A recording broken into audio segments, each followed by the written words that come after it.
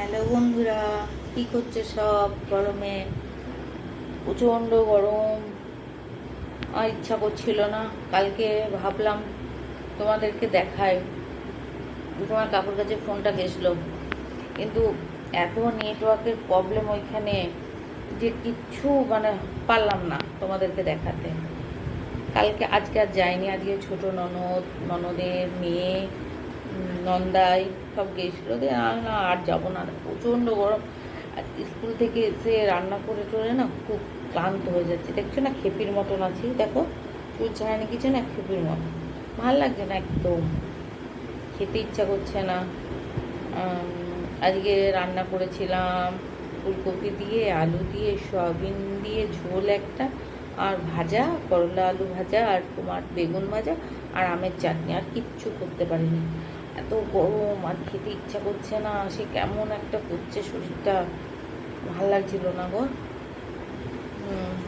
দিয়ে তাই আমি ভাবলাম এখন একটু বসে আছি, একটু বন্ধুদের সাথে গল্প করি, একটু আড্ডা মারি, নিজের মনের কথাগুলো বলি বক বক করে। তো কী করবো, আমি কোথাও স্কুল ছাড়া, বাপের বাড়ি ছাড়া কোনো কাজ যদি থাকে, তাছাড়া আমি আর কোথাও বেরোই না।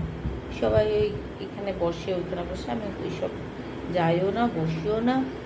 এই টাইমটা মনে হয় যেন আমি একটুখানি শুয়ে একটু আরাম করাই মনে হয় না? আমার তো মনে হয়। কার কি মনে হয় যায় না, আমার মনে হয় যে বাবা একটু তখন শুয়ে থাকি, একটু ফোন নিয়ে ঘাঁটি। তারপর অনেক কাজ থাকে। যারা মনে করো ঘরে থাকে সবাই, যেসব মহিলারা ঘরে ঘরে তো প্রচুর কাজ থাকে। আমরা ঘর বার যারা কাজ করি তারা তো জানো, ঘর বার আরও ওর থেকেও বেশি কাজ থাকে। ঘরে করো, বাইরের চিন্তা, ঘরের চিন্তা। আর যারা করে তারা তো নিজস্ব ঘরেরই কাজ করে, সব তোমার যা করার। এবার ওরা যেটা করতে পারে সেটা তো আমরা পারবো না, এটা তো শিওর। যে আমরা যেটা ছুটির দিনে পারবো সারাদিন, কিন্তু ওরা সেটা তার আগেই এগিয়ে রাখে। আমার ঘরে থাকে, তোমার ঘরটা তো বিশাল কাজ, তা নয়, সেটা বলছি না। আমি একজন ঘরেরই মহিলা, সেটা কেন মিথ্যা কথা বলবো। আমার মা জেঠিমারা ওরা তো আর বাইরে বেরোয়নি, অনেক কাজ থাকে, অনেক। আজকে আমরা সব একটু করে দেখেছি বা করছি, তার নিজের জন্যই বলো, সংসারের জন্যই বলো, বেরোতে হয়েছে তাই বেরিয়েছি, পেয়েছি তাই। মা জেঠিমারা তো তোমার ওই ওই কাজই করেছে। তার দেখো, ওরা যেটা মনে করো, আমরা যেটা এক সপ্তাহ বোতলটা ধোবো, ওরা সেটা কী করে, ওরা আজকে ধোবো না, কালকে ধুয়ে নেবো। তা আমাদের কাল বলে কিছু থাকে না। বাইরে যারা কাজ করে তাদের কাল বলে থাকে না, করতে হলে এখনই করতে হবে। আর শরীর চলে না, চলে এই করবো, এই রাতে দিনে রান্না, এই বিরক্তকর একটা বোরিং লাইফ যাকে বলে। বাইরের গাদানি খাও, ঘরে না করলে ঘরের গাদানি খাও। এই খেতে খেতে একটা পাথরের বড় একটা মস্ত বড় লোহার পরিণত হয়ে গেছি। বাইরে যেই কাজই যেই করুক না করলেই সেখানে বোকা খাও। ঘরে এই হয়নি, ওই হয়নি, অমুক করতে পারোনি, তমুক করতে পারোনি। কেউ আর বুঝলো না যে মেয়েটা সত্যি তো। যখন আবার শরীর খারাপ হয়, এই তোমার আজকে এই, কালকে এই, পরশু এই। আরে বাবা, মানুষ, এটাই তো একটা মানুষ। আমি কেউ বুঝতে চায় না গো, এটাই খুব ভাগ্যের পরিহাস। কেউ বুঝতে পারলো না, কি করব, এই নিয়েই চলতে হবে। চলো, এত বছর পার করে দিয়েছি, আর এই তো আর কটা দিন, তারপরেই সব ফিনিশিং নাকি। অত আর চিন্তা করি না, এই নিয়েই চলো। তারপর তোমাদের সব গরমে তোমরা সব কেমন আছো? আমি তো বকেই গেলাম পাগলের মতন, আমার কথাই বলে গেলাম। তোমরা সব কেমন আছো জানিও। আর সব বেশি করে করে জল খাও।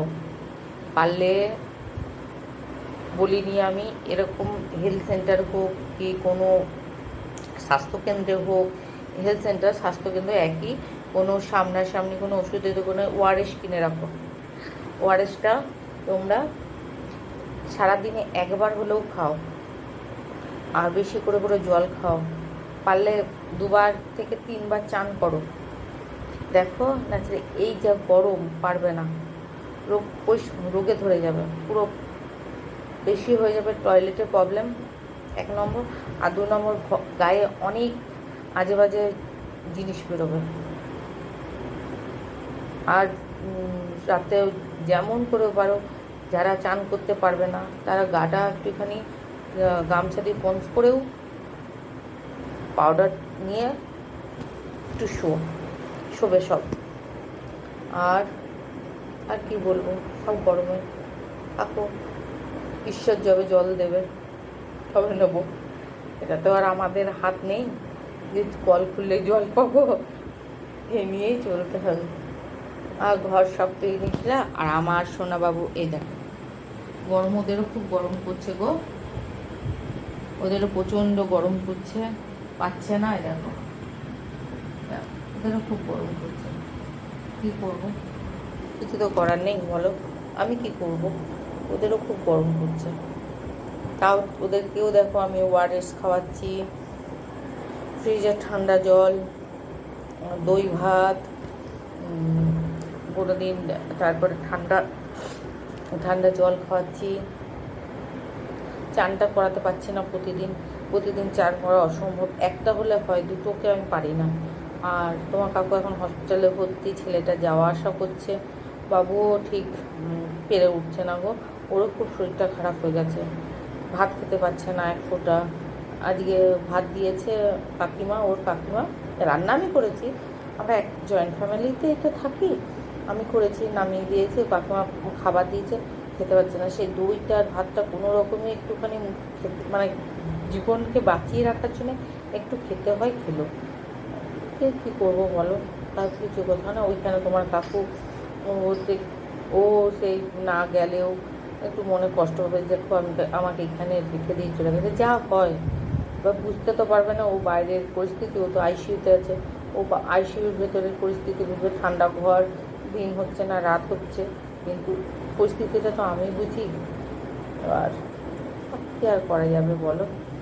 ঠিক আছে, অনেক বক বক করলাম পাগলির মতন। লাইক করো, শেয়ার করো, সাবস্ক্রাইবার করবে, ঠিক আছে, বাই।